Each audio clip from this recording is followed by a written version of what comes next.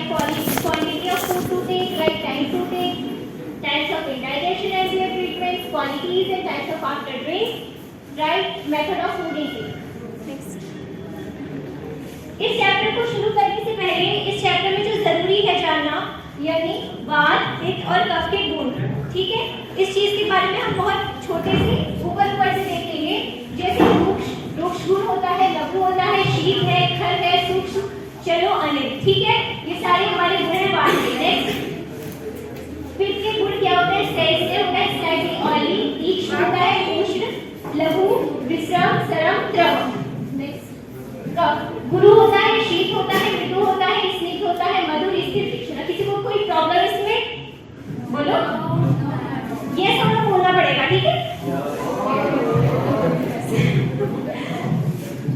मात्रापूर्वक आहार का सेवन, मनुष्य को सदा ही मात्रापूर्वक आहार का सेवन करना चाहिए।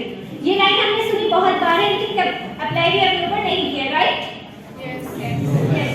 तो मात्रापूर्वक आहार का सेवन मनुष्य को करना चाहिए, लेकिन क्यों? क्योंकि ये अग्नि को प्रदीप्त करता है। ओके?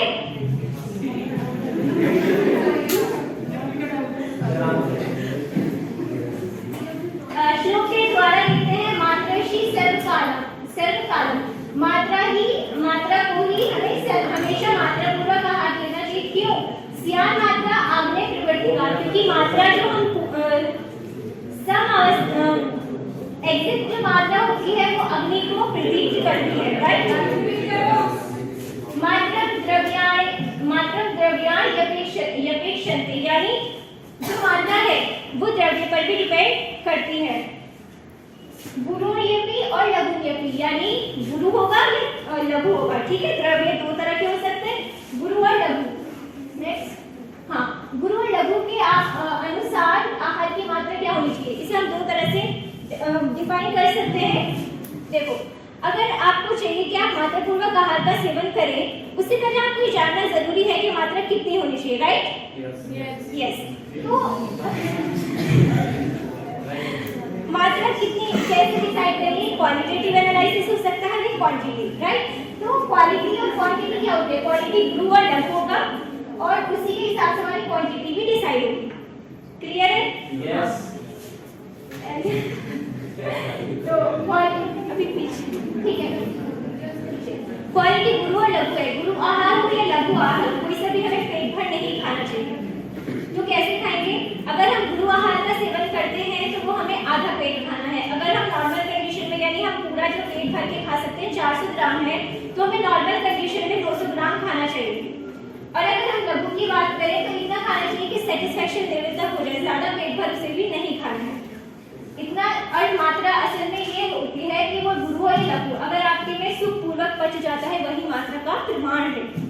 नेक्स्ट, अगर आप हीन मात्रा या अति मात्रा में सेवन करते हैं, यानी जो मात्रा आयुर्वेद के अकॉर्डिंग बताई गई है उसे नहीं फॉलो करते हैं, तो क्या क्या हो सकता है? अगर आप हीन मात्रा का सेवन करते हैं तो आपका बल नष्ट हो सकता है, उपचय और ओज, तीन चीजें मेरे साथ बोलेंगे, बल, उपचय, ओज। नेक्स्ट, अति मात्रा में आहार से हानि। अगर आप अति मात्रा में आहार का सेवन करते हैं तो आपके शीघ्र ही यानी एकदम से ही सारे दोष बढ़ जाते हैं, प्रकोप हो जाते हैं, यानी बढ़ जाते हैं। और यही बड़े बड़े दोष डिफरेंट बहुत सारी बीमारियों को कॉज करते हैं, जो हम इस चैप्टर में पढ़ेंगे। अल्सर और विसूचिका। देखो, अल्सर क्या होता है और विसूचिका क्या होता है। सबसे पहले अल्सर कामाशय में होता है, ये छोड़ते हैं। देखो, अल्सर का खेल जल्दी खत्म करते हैं।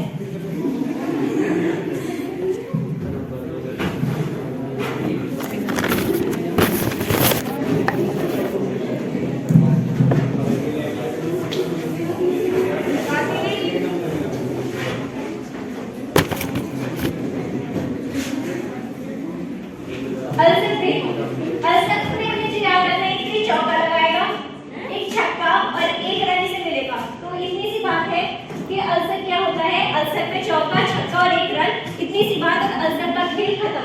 देखो कैसे अल्सर में तो 4 अ होते हैं,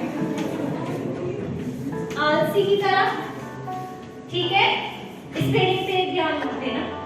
और आमाशय में होता है, ठीक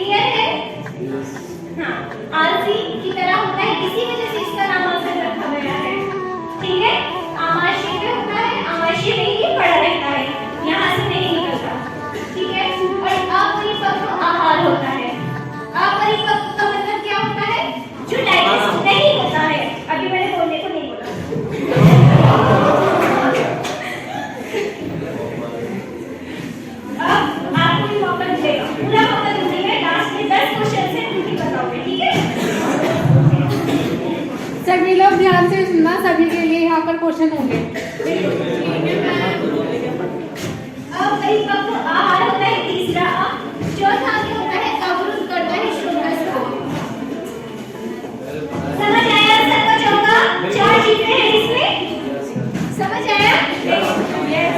ऐसे आरसी की तरह, ऐसे आमाशय में, ऐसे अपरिपक्व आहार, वैसे अवरुद्ध करता है श्रोत्रस को। ठीक है, ये तो अल्सर का चौका हो गया। और ये अल्सर की डेफिनेशन भी है कि वो आलसी की तरह रहता है आमाशय में। समझ आया सर? ठीक है, ठीक है, धीरे बोलो। और इसके बाद अल्सर का चौका हो गया छक्का। देखो छक्के में क्या होता है कि ये एक तो ये आमाशय को इससे रिलेट करो, ये आमाशय में पड़े रहते हैं तो ना मुख मार्ग से निकलता है यानी ऊपर के रास्ते से, और ना गुप्त मार्ग से निकलता है यानी नीचे के रास्ते से। समझ आया?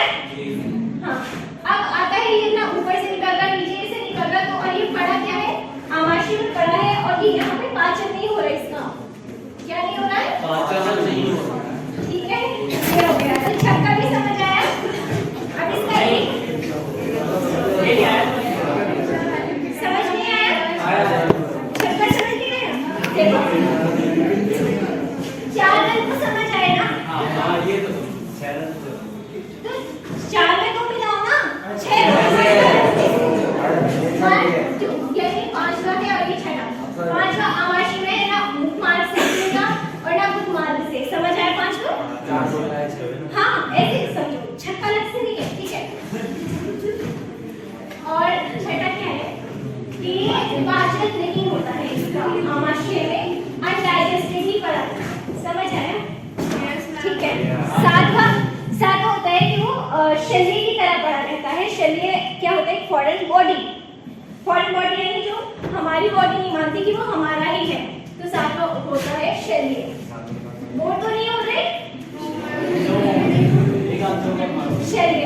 तो ठीक है, अब ये देखो मैंने तुम्हें 3 टॉपिक इसमें कवर किए हैं। 3 कौन से? ही अल्सर की डेफिनेशन में डाल सकते हो।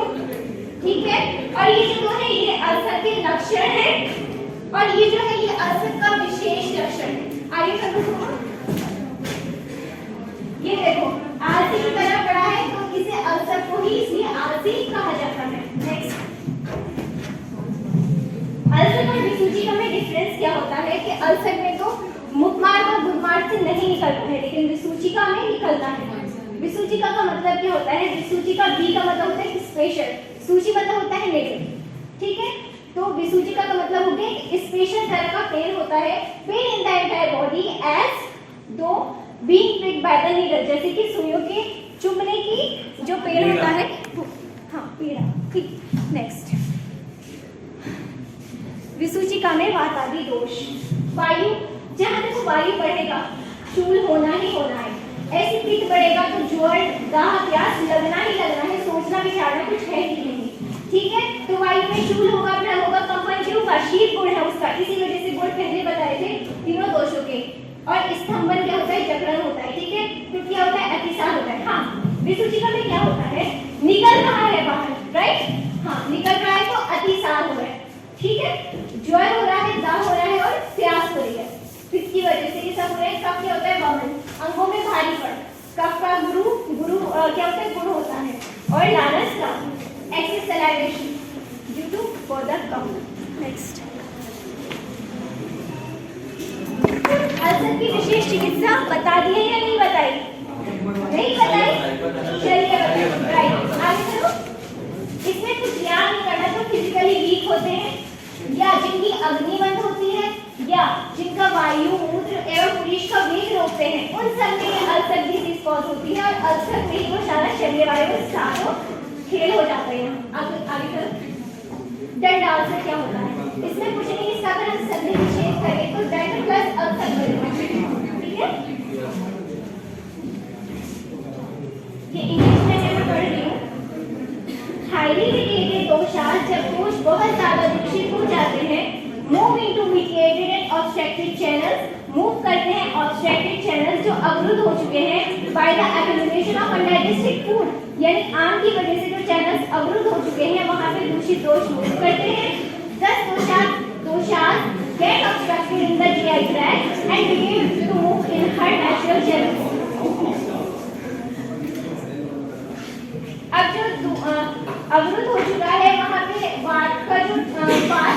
चेंज कर लेगी, नेचुरल पाथ में मूव नहीं करेगी, किधर मूव करेगी, अननेचुरल में। जब अननेचुरल में मूव करती है तो वहाँ क्या होगा, पूरी बॉडी में बॉडी क्या हो जाएगी, स्टिफ हो जाएगी रॉड की तरह, ठीक है। ये है Dandasana, stiff like a log of the wood, लकड़ी के डंडे की तरह स्टिफ हो जाती है, कठोर हो जाती है, हार्ड हो जाती है। नेक्स्ट एक बार और बताइए। ठीक है, हाईली हीटेड दोषा, जब दोष बहुत ज्यादा दूषित हो जाते हैं, move into heated and obstructed channel by accumulation of undigested food, move करते हैं उन चैनल्स में जो कि आम की वजह से अवरुद्ध हो चुके होते हैं। क्लियर? दस दोषा गेट ऑब्स्ट्रक्टेड, दोष ऑब्स्ट्रक्ट होते हैं जीआई ट्रैक्ट में and begin to move in her unnatural channels, ठीक है। अननेचुरल चैनल्स में मूव करते हैं क्योंकि नेचुरल चैनल्स अवरुद्ध हो चुके हैं ना। हाँ, thus doshas spread throughout the body and make it stiff like a rod of the food. समझ आया? नहीं आ रहा? ठीक है, मैं हिंदी में बोल देती हूँ। हाली जब दोष बहुत ज्यादा दूषित हो जाते हैं तो वो समस्त शरीर में ऐसे फैलते हैं क्योंकि देखो नेचुरल पाथ उनका ब्लॉक है, ठीक है। मेन सिटी में कर्फ्यू लगाए तो आप बाईपास से होकर जाएंगे, वही काम इधर हो रहा है।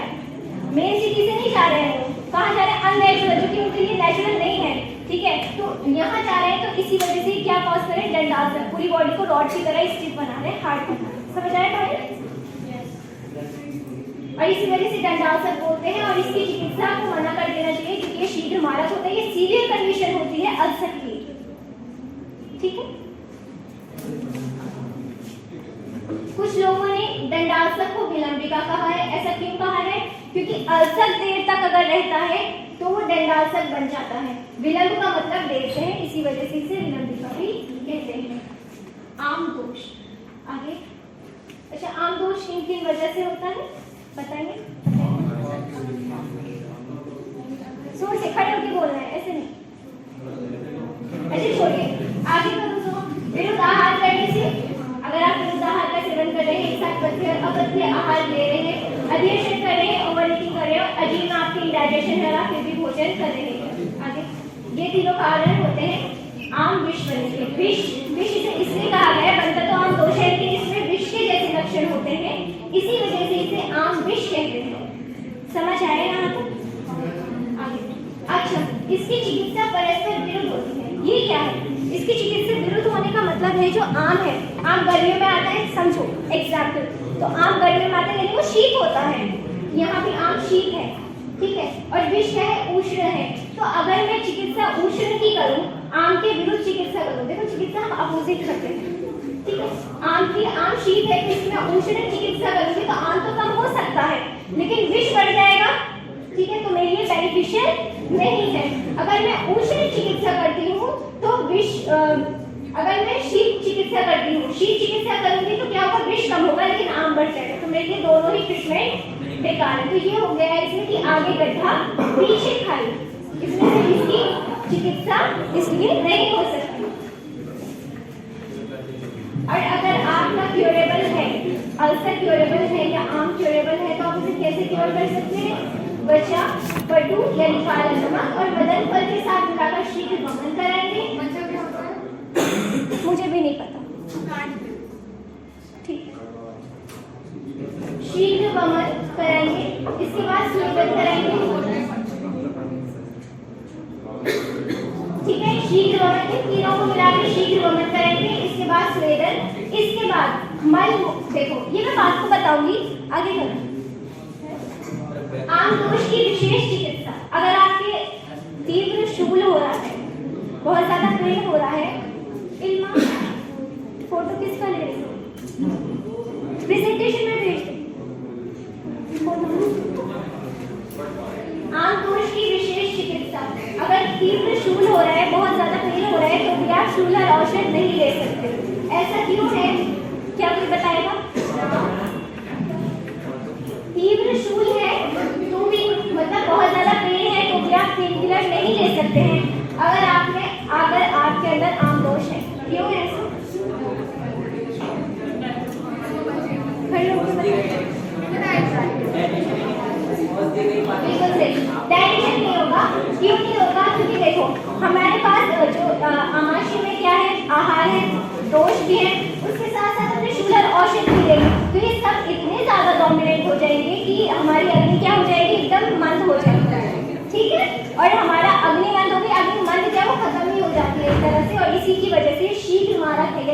एकदम डेथ हो जाती है। नेक्स्ट ये हिंदी में लिखा है, क्योंकि आम दोष के कारण निर्बल अग्नि बात आदि दोष औषध तथा आहार को एक साथ पचाने में अशक्त होती है। दोष औषध तथा आहार की अति बलवान होने से अग्निबल नष्ट होते हुए रोगी को सहसा मारना। क्लियर है?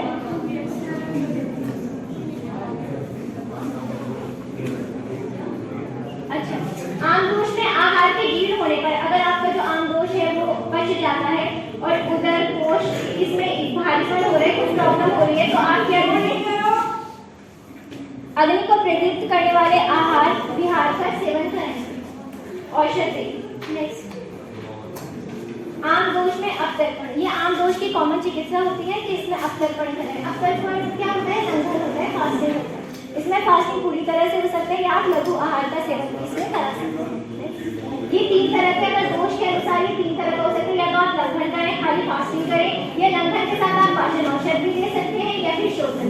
कब क्या देना है वो नेक्स्ट स्लाइड में। अल्प अगर दोष है, दोष कम है, दूषित दोष कम है, तो आप लंघन से हमारा काम बन जाएगा। अगर मध्यम दोष है तो लंघन प्लस पाचन, ठीक है, पाचन औषध देंगे। अगर अधिक है तो शोधन कराएंगे वमन और विदूषण से, क्योंकि शोधन ही जड़ से खत्म करता है। ओके, अच्छा, ट्रीटमेंट प्रिंसिपल फॉर डिसीज, किसी भी व्याधि को हम ट्रीट कैसे कर सकते हैं, उसके हम दो तरह से कर सकते हैं, हेतु विपर्य चिकित्सा और व्याधि विपर्य चिकित्सा। हेतु का मतलब है कॉज के विपरीत, कॉज क्या है उस डिसीज का उसके विपरीत, और व्याधि क्या है उसके विपरीत। समझेंगे एग्जाम्पल के साथ। मुझे अगर ठंड लगी है तो उष्ण चिकित्सा देंगे, तो वो होती है हेतु विपर्य। ठंड लगी इस वजह से उष्ण चिकित्सा हुई, तो वो हेतु विपर्य चिकित्सा हुई। अगर मुझे ठंड लगने की वजह से मेरे नाक से पानी आ रहा है तो उष्ण चिकित्सा काम नहीं कर रही है, तो व्याधि विपर्य चिकित्सा से हम नाक का जो वाटरी टाइप जो भी आ रहा है उसे सप्रेस करने की कोशिश करेंगे, तो वो होती है व्याधि विपर्य चिकित्सा। नेक्स्ट तदंतकारी चिकित्सा वो होती है जो कि ना हेतु विपर्य चिकित्सा है और ना व्याधि विपर्य चिकित्सा है, बट स्टिल वो हमारा अच्छा रिजल्ट शो करती है, हमारी जो व्याधि है उसमें काम आती है, तो ये तदंतकारी चिकित्सा होती है। अजीर्ण इंडाइजेशन होता है। अजीर्ण के 5 भेद, 4 भेद या 3 भेद कैसे भी आप ले सकते हैं, डिपेंड ऑन द क्वेश्चन। अगर इसमें 5 तरह नाम मैं बोल देती हूँ, आम अजीर्ण, विदगत अजीर्ण, विष्टबद्ध अजीर्ण, रस शेष अजीर्ण और विलंब। ये 4 हैं। पीछे आम अजीर्ण कफ की वजह से होता है, विदगत अजीर्ण पित्त की वजह से होता है, और विष्टबद्ध अजीर्ण वात की वजह से, रस शेष अजीर्ण रस शेष आहार की वजह से होता है। आम अजीर्ण कफ की वजह से होता है, किसकी वजह से होता है? आम अजीर्ण कफ की वजह से होता है। कफ का देखो, कफ का क्या गुण होता है, वो गुरु होता है, ठीक है। इसमें अक्षिकूट तथा गंड प्रदेश में शोथ। अक्षिकूट मतलब आईज सॉकेट्स, गंड प्रदेश मतलब चीक्स, शोथ मतलब स्वेलिंग, यानी कि अक्षिकूट यानी आई ऑर्बिट्स में, गंड प्रदेश यानी चीक्स में स्वेलिंग आ जाती है, तत्काल खाए हुए आहार के समान उद्गार, डकार आती है, फिर से निष्ठीवन यानी एक्सेस सलाइवेशन होता है, उत्तेज मिचली यानी नौजिया होता है, जी मचलाना, तथा गौरव शरीर में गुरुता लक्षण होते हैं। क्लियर है? अच्छा, बैक टू दिस वन। क्या ये सारे कफ के गुण हैं इसमें? कंफ्यूजन है? कफ के गुण है, देखो क्या भारीपन हो रहा है इसमें, हो रहा है ना? हाँ, एक्सेस सलाइवेशन हो रहा है, ये भी कफ का ही काम है, बोधा कफ का काम है, और इसके साथ साथ जो शोथ हो रहा है, स्वेलिंग हो रहा है, इसे भी हम कफ से रिलेट कर सकते हैं। नेक्स्ट विष्टबद्ध अजीर्ण, ये बहुत दिख रहा है, इसका मतलब है विष्टबद्ध किससे होता है? वात से होता है। नेक्स्ट वात से होता है, इसमें शूल, जहां वात बढ़ा वहां शूल होना ही होना है, 100% होना है।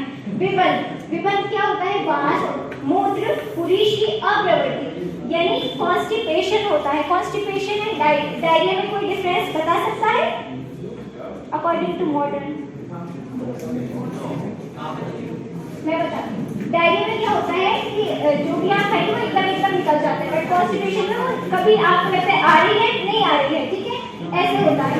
तथा साथ कार्य अशक्त, ये कार्य में मन नहीं लगता है। नेक्स्ट विदगत अजीर्ण, किससे होता है? पित्त की वजह से होता है। नेक्स्ट इसमें प्यास सकती है। देखो पित्त बढ़ा, प्यास लगी, जलन हुई, दाह हुई, कॉमन है, सब में कॉमन है, ठीक है। मोह, मूर्छा, मूर्छा होता है, ठीक है। भ्रम, अमलद्वार तथा दाह है, कॉमन है। समझ आया या समझ आया? चिकित्सा, चिकित्सा बताओ। अच्छा देखो, आम अजीब में लंघन होता है, विषगत अजीब में स्नेहन होता है और विषगत अजीब में पक्ष। इसका देखो याद कैसे करोगे?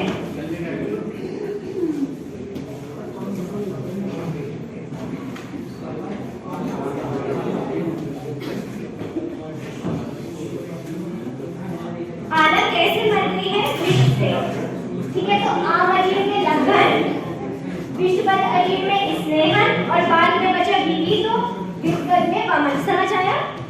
याद हुआ? याद नहीं हुआ? देखो आम अजीब में लंघन, आला से देखो ना, आला विष से मरी है, तो ठीक है आला, तो आम अजीब में लंघन, आला आम अजीब में लंघन, विषगत अजीब में स्नेहन और बीवी बचा तो विषगत अजीब में वमन। अब आया समझ? विलंबिका अनदर काइंड ऑफ इंडाइजेशन। आगे बताया था विलंबिका के बारे में। विलंबिका क्या होता है? अगर अल्सर जो है वो परसिस्ट रहता है तो विलंबिका कॉज करता है। इसमें आमकोश महाशोधक में अत्यंत पूर्ण हो जाने से विलंबिका होता है। विलंबिका कफ और वात की वजह से होता है। इसकी चिकित्सा भी आम अजीब के जैसे ही होती है। रस शेष अजीब, इसमें रस शेष अजीब में आहार रस के शेष रहने के कारण शुद्ध उद्गार तो आती है, लेकिन फिर भी खाने में अनिच्छा होती है। पूरे चैप्टर में मैंने आपको अब तक जो पढ़ाया, हृदय शूल सिर्फ एक जगह होता है। Point to be noted here कि हृदय शूल सिर्फ एक जगह हो रहा है, एक जगह हो रहा है, वो भी सिर्फ रस शेष अजीब में होता है, ठीक है। इसमें बिना भोजन किए दिन में थोड़ा सोना चाहिए। इनफैक्ट अजीब के जो भी पेशेंट हैं उन्हें दिन में थोड़ा सोना चाहिए, ओके। और इसके बाद आता है भूख लगने पर लघु द्रव्य का सेवन करना चाहिए। हमेशा अजीर्ण रोगी को, आम रोगी को, जिसको भी हमेशा लघु द्रव्य का ही सेवन करना चाहिए। क्यों? लघु द्रव्य में कौन से महाभूत होते हैं बताइए? खड़े होकर बताना प्लीज, ऐसे समझ नहीं आता। लघु जो द्रव्य होते हैं उनमें कौन से महाभूत की प्रधानता होती है? खड़े होकर बताएंगे, ऐसे नहीं बताएंगे, गलत है। वायु और अग्नि होती है। याद तो मैं बताती हूँ, आकाश, वायु, अग्नि, जल, आकाश को छोड़ के इसका कोई अहम रोल किसी में नहीं होता है ना। वात और अग्नि लघु, जल और पृथ्वी गुरु। सिंपल ऐसे है। समझ आया? अरे समझ याद हुआ?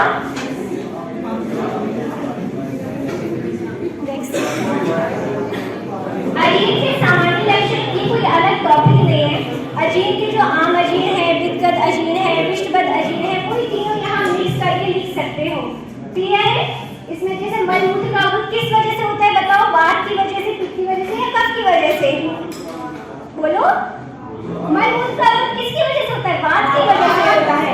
हाँ, गौरव भाई कफ, राइट। भ्रम पित्त की वजह से। एक मैंने डाल दिया। अदर कॉजेज ऑफ इंडाइजेशन, और किस वजह से इंडाइजेशन हो सकता है? अगर आप लार्ज ओवर ईटिंग करें तो वो ये कारण नहीं है कि आपको क्या हो कि इंडाइजेशन हो।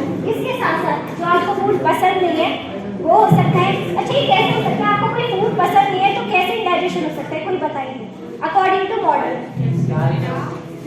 खड़े होकर बताओ।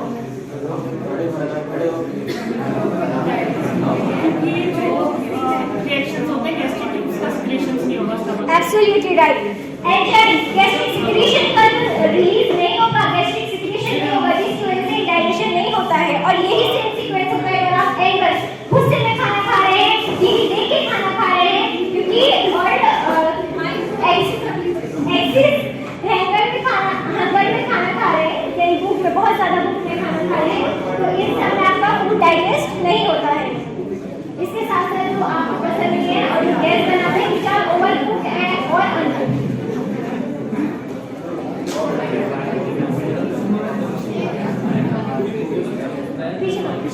पीछे चलो।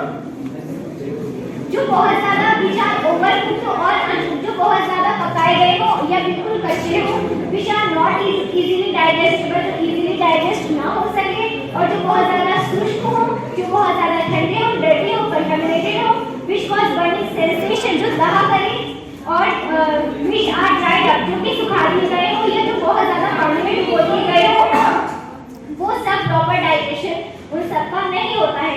अगर आप स्पाइसी फूड का सेवन करते हैं उसमें भी आपका डाइजेशन नहीं होता है, तो ज़्यादा स्पाइसी खाना नहीं खाना चाहिए। और अगर आप ग्रीफ, शोक, एंकर, गुस्से में खाना खाते हैं, ये सारा खाना भी आपका डाइजेस्ट नहीं होता।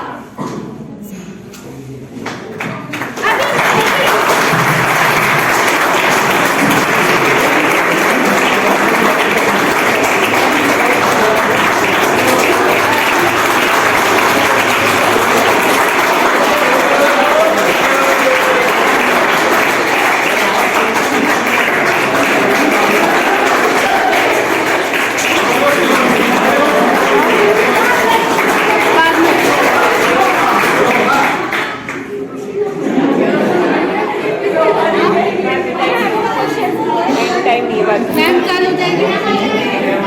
पता नहीं